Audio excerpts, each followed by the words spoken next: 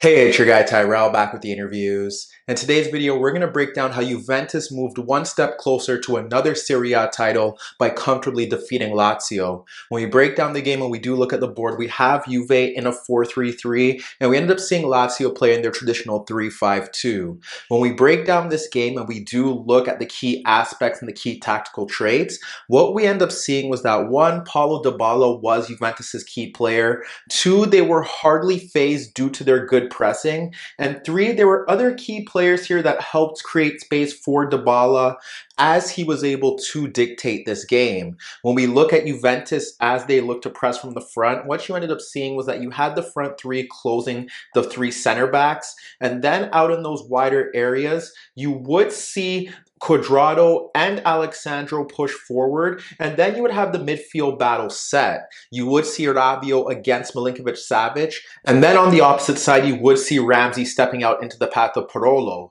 The free man in that midfield zone was Cataldi, and that's because Bentancur wasn't always stepping out in towards his path. So the manner in which Juventus ensured that Cataldi couldn't dictate the game from deeper positions saw Dybala blocking off his passing lane while sitting ahead of Luiz Felipe. Ultimately, it was very simple for Juventus because we didn't see any varied movement from those Lazio attacking players. Caicedo nor Immobile dropped off deeper to try and serve as an additional passing option. And the same can be said for Milinkovic-Savic, who was pushing beyond Rabiot, trying to place himself in that gap between Bonucci and Alexandro, potentially so that Strakosha can play long balls into him so that he could chest it down or link play with his teammates. But Lazio were insistent on building out of the back, and they simply struggled to bypass that Juventus press. The only real time that we did see Lazio get into very good position stemmed through Luiz Felipe's passing that did break lines. Juventus comfortably closed down Lazio's willingness to build from those wider areas. They had Rabiot and Ramsey pushing out into those zones, and even if they were able to bypass that press, then you would see Bentancur come across to break up play. However, the same thing can't be said about Lazio. When you see their shape, they dropped off into that 5-3-2, but what we ended up seeing was that Cataldi in particular wasn't picking up runs,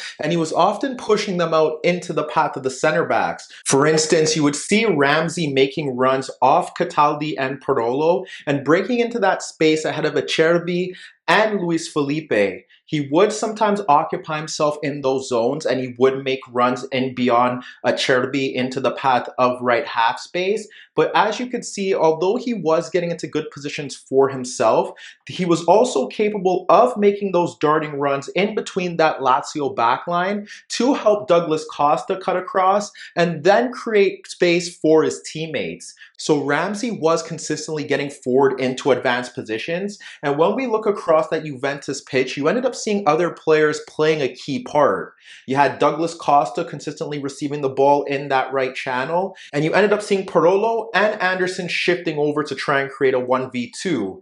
That would see Cuadrado pushing forward to make it 2v2, and then ultimately that creates space for Dybala and Ramsey to dart into, given the fact that unlike Bentancur, who was shifting over, Cataldi wasn't consistently doing that, so there was always space ahead of Acerbi and Luiz Felipe to receive the ball if they didn't step out to close down Ramsey or Dybala. The same thing can't be said down the left-hand side. Ronaldo's involvement in that game was often more threatening when he shifted centrally or to the right, and that's because whenever he was on the left-hand side, he was looking to drop off a bit deeper to receive the ball, and Milinkovic-Savic did a very good job of shifting over into that zone to ensure that Ronaldo couldn't get into any good 1v1 situations to take shots on target. If Ronaldo looked to receive the ball on that left side of the pitch around the box, Bastos was tight on him, ensuring that he wasn't able to turn, and ultimately that led to him dropping deeper looking for the ball. Frankly, the biggest issue that Lazio encountered against Juventus was the fact that there was no cover in those central positions ahead of their back five. So when Juve pushed the ball out into those wider areas, specifically the right-hand side, and attracted two players, there was such a huge gap in that zone for Dybala to drop into to receive the ball, for Ramsey to make darting runs, and for Ronaldo to also shift over into that zone to try and pose as a goal threat. We saw it in the earlier stages when Cuadrado pushed forward to pull out Parolo, and then you could see that huge gap that Dybala shifted laterally into towards the left of Cataldi. And that was a recurring theme throughout that game, as seconds later with Douglas Costa and Cuadrado ahead of Parolo and Anderson, it was once again Dybala dropping off into that space ahead of Acerbi and Luiz Felipe to drop the ball off to Aaron Ramsey. If we look to an example a minute later, you have Parolo shifting into Douglas Costa, adopting a narrow position when Cataldi should step into him, and that allows Bentancur to find Ramsey and Dybala in a free pocket of space ahead of Acerbi and Anderson. So when Dybala receives that ball in the pocket of space, Ramsey shifts wide into the path of Anderson,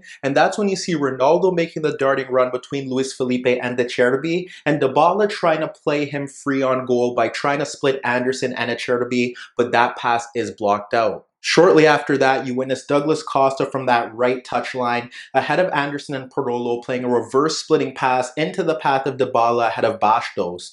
Dybala instantly splits Bastos and Luiz Felipe to find Ronaldo in right half space, but he fires his effort wide of the far post. And if we look to one final example, it originates down that right-hand side with Cuadrado playing a pass across Anderson for Bentancur, and Bentancur ends up splitting Parolo and Cataldi for Dybala dropping off Luiz Felipe. But when Dybala receives that ball and tries to combine with Ramsey, Bastos does intervene. But as you can see, Juventus's best opportunities were created down that right-hand side through the running of Ramsey, the fact that Douglas Costa and Cuadrado were pulling out two markers, and also given the fact that Cataldi wasn't offering any cover. So that meant that Dybala was free to pop up into pockets of space to receive the ball, given the fact that the back three weren't stepping forward, and that's how he was able to influence the game and provide a warning for Lazio.